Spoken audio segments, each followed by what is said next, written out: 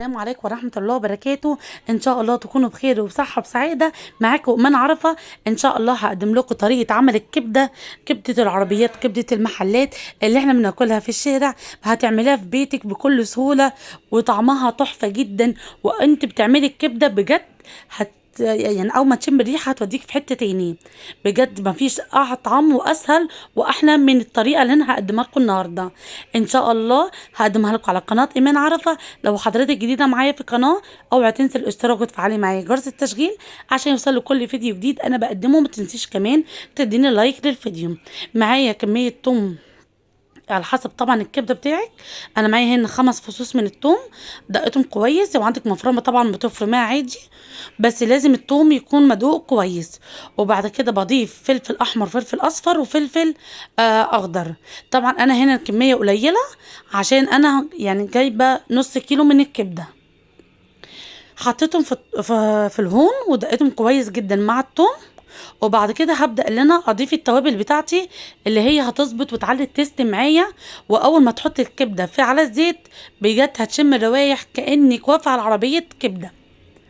دقيتهم كويس جدا مع الثوم، الفلفل الاحمر والاصفر والاخضر. هنا هضيف التوابل بتاعتي اللي هي الكاري والكمون والكزبره ورشه من الزعتر ورشه من الليمون المجفف ورشه من الجنزبير، ورشه من الفلفل الاسمر. طبعا بالظبط الملح على حسب الرغبه.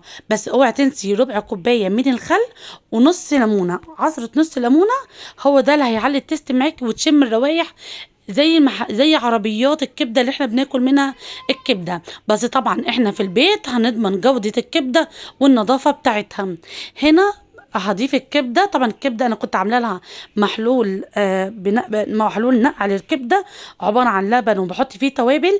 ارجعي لوصفات الكبده اللي انا عملتها قبل كده هتلاقي محلول النقع اللي ممكن تنقعي فيه الكبده. بعد كده بتصفيها وبتحطيها في وعاء زي ما انتوا شايفين كده معايا.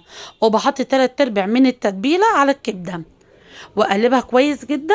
وابدا في طاسه هسخن الزيت والسمنه واضيف ربع معلقه من الثوم المفروم اللي انا عاملاه، اللي انا حطيت فيها الفلفل الاحمر والاصفر والاخضر ودقتهم مع بعض.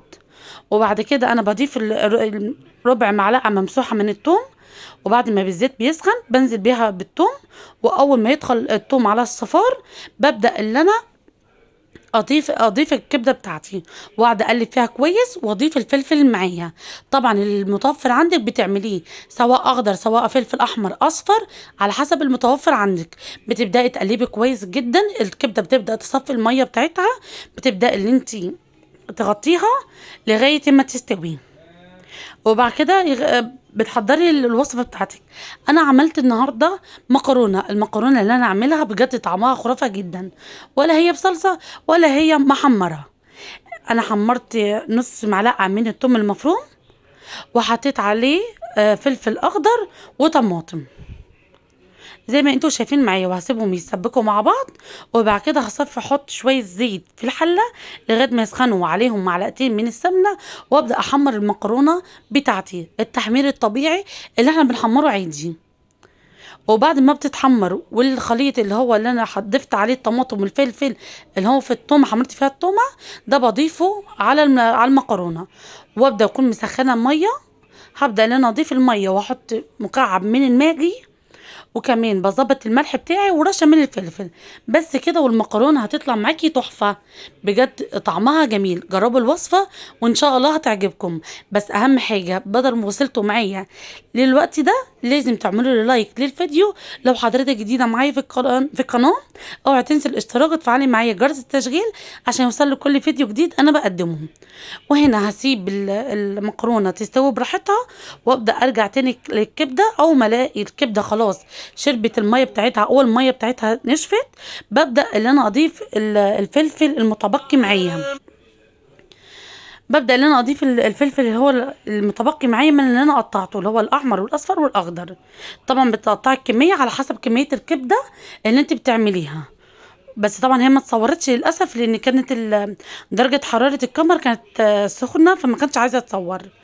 هنا خلصت كده الكبده ولقيتها نشفت وما فيهاش غير حبه ميه يعني صغيرين عشان ابدا اسخنها تاني لو هتاخدي وقت في التحضير. وهنا انا ضفتها في سندوتشات فينو زي المحلات بالظبط وزي العربية. وبعد كده اللي انا هبدأ لنا اضيف كمان اغرف للمكرونة.